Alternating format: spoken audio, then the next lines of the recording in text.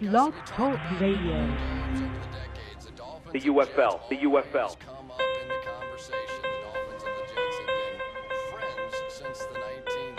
New York, Miami, California, UFL. Welcome, welcome. Good evening, everyone. When we add up all those issues, that's gonna make the difference between winning and losing. Between living. Good evening, everyone. Maybe some more interviews in the future. Just hit me up. Thanks for having me. First of all, I'd like to publicly apologize to any owners who I may have pissed off through Facebook. That reflects poorly on the UFL and the Saints and myself. Good evening, everyone. Larry David on the hot seat? Fan slammed, and I don't know what the hell happened, man. Fan slammed, and I don't know what the hell happened, man. I still haven't heard from Mr. London. Jacked up by the computer. Good evening, everyone. The UFL. The UFL.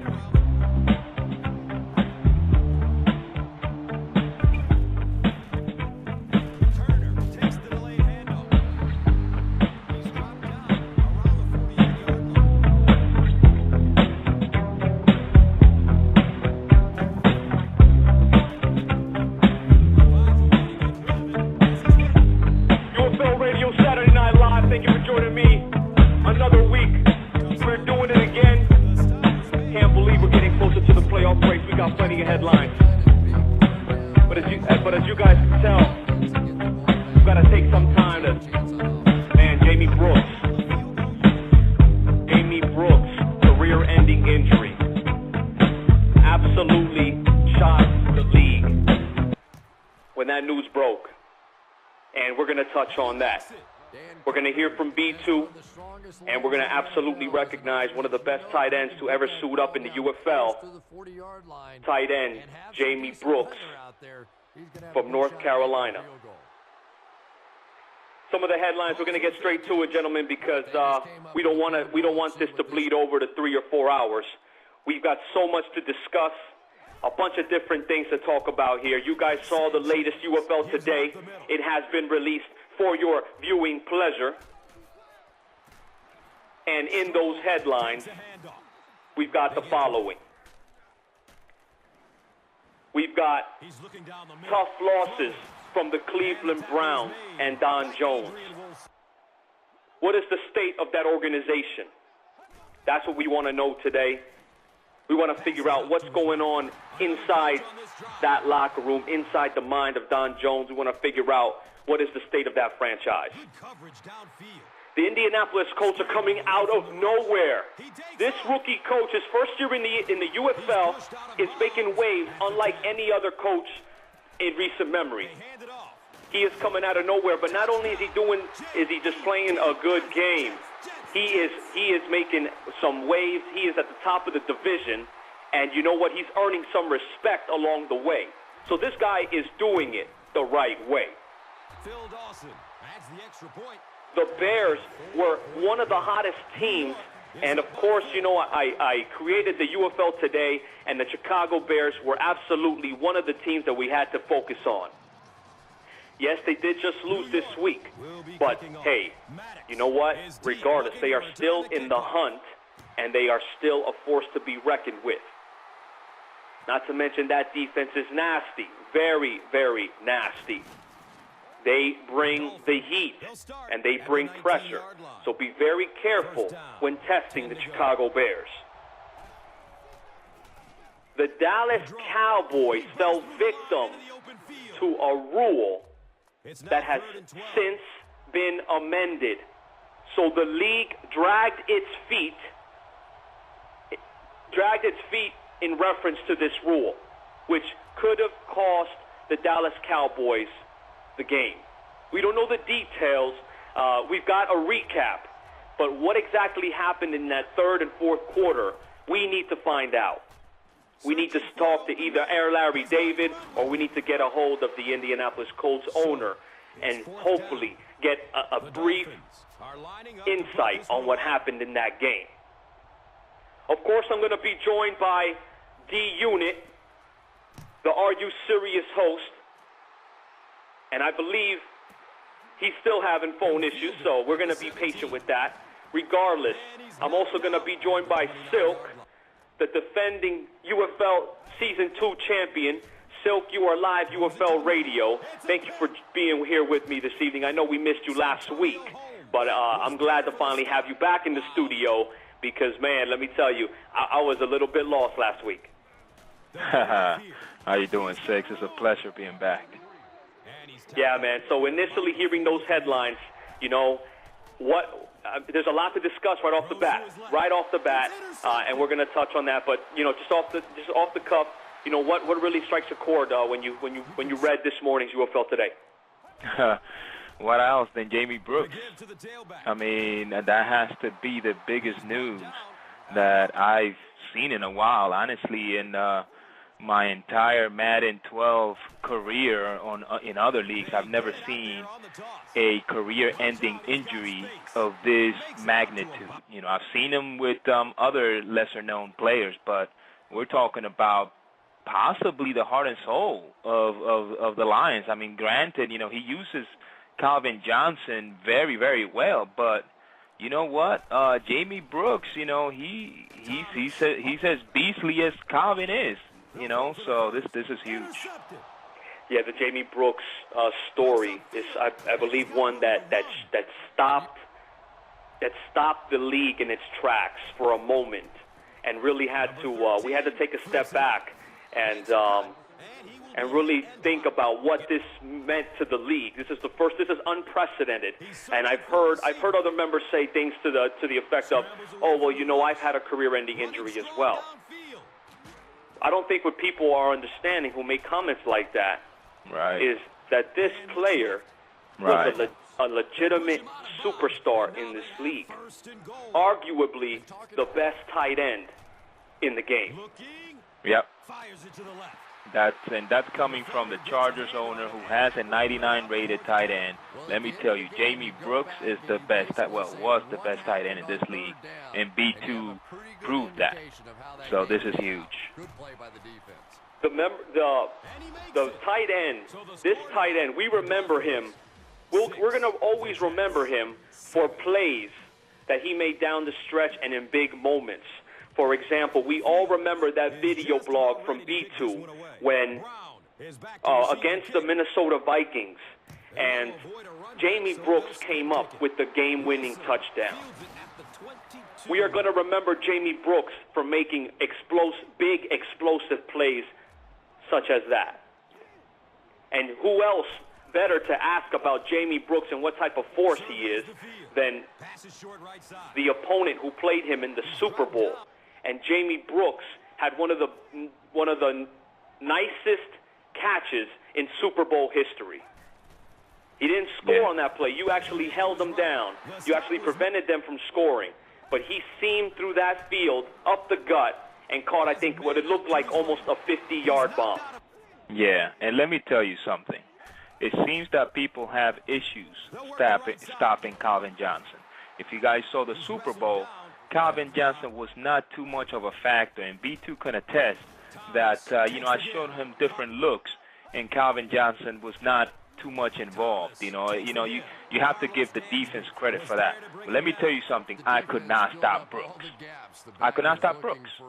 So, I did a good job on Johnson, but Brooks did his thing, and, it shows what he has been doing all along. I mean, Brooks is a monster, and, it's a big loss. Absolutely. And Jamie Brooks, he was the tight end. He was from North Carolina, and he went to college in Idaho. He was only I believe he was only around 22 or 23 years old, if I'm not mistaken. But what really surprised me was the reaction from the league.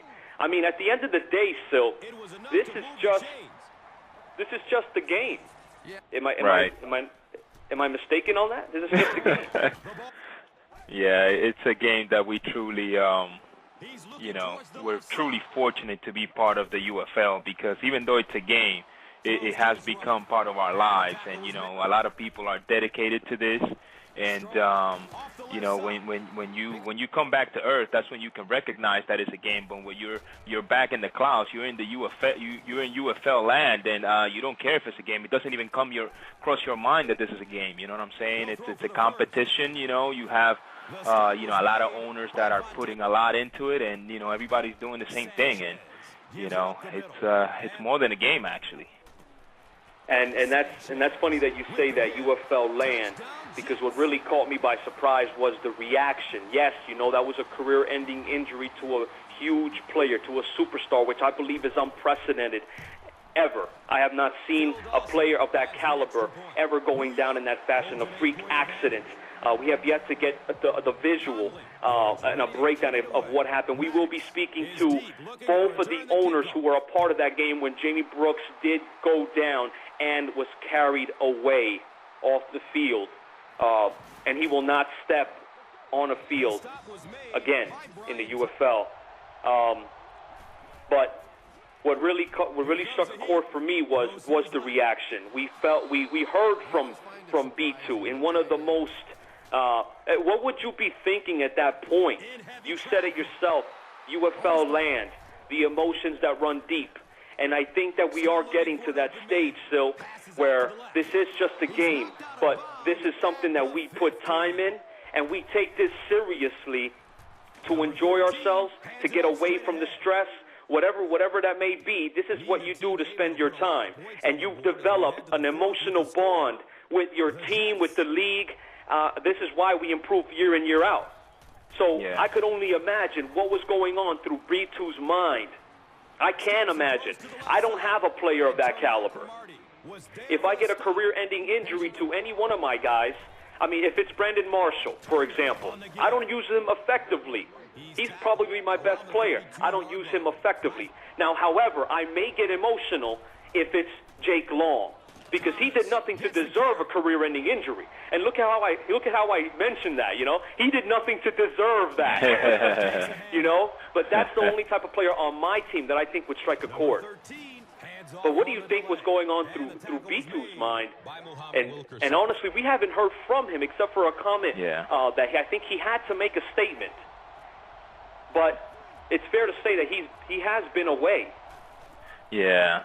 Let me tell you, I'm pretty sure he was going through mixed emotions, you know what I'm saying, at that time. I'm pretty sure he was cursing Madden, I'm pretty sure he was upset, maybe at his opponent, because his opponent was the one that injured his guy.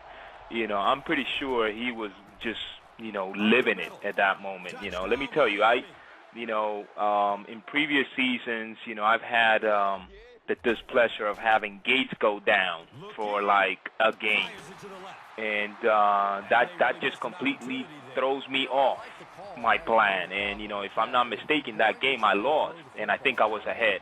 So losing a player like Brooks, of that caliber, and having B2 still maintain his composure, even though I know he was pissed and saddened and everything, and and in disbelief. But he still came out on top. You know what I'm saying? That's unbelievable. That he was still able to stay in the game and come out victorious. But I know that even till this day he's gonna be hurting, and he's probably gonna be hurting throughout. Maybe until Madden 13. Who knows? Hopefully this is not something that sticks to him, that it affects him. Throughout the playoffs and all that, but you can only imagine that it can affect them. And I know that he's pissed right now, but this is B2. He'll bounce back, and as he has shown, I mean, he hasn't lost. I think his last game he won after Brooks went down. So you know, it's big, man. It's big. I know when a big player goes down for me, I just lose it in the game. You know what I'm saying? If it's a big player, it's like I have to do something to adjust. Yeah, and it usually doesn't happen. This is. We are talking about B2, and we've talked before about how classy of a team owner, of a member in this league he has been. So I could only imagine how it affected him, the reception that he received immediately after the news broke about the tight end's injury. We are joined live by D-Unit. Thanks, D-Unit, for taking the time out of your busy schedule to join us. I know you're very involved with what has been going on with Jamie Brooks upon hearing the news. When did you realize that this was more and meant more than just another injury in the UFL? When I started to realize was the next day that I actually fell asleep, and I think I publicly apologized to the Detroit Lions because I failed to take the situation off the field. And you know what, the passion that a lot of owners have to make this league the way it is and what the UFL is, I realized it the next morning, and that's why I publicly made that apology directly, because I kind of like thought it was fun. But you know what, it may not be fun, because I put myself in the man's shoes. You got a star caliber player that's supposed to be a magnificent future Hall of Famer with the numbers that he was putting up, and I felt that that the gentleman will has to have a big heart to even put that out there while he's in the middle of the game, and I didn't take that in consideration, because this is something that hits home, and a lot of us took it as like, oh yeah, but you know what, when I came back and thought about it,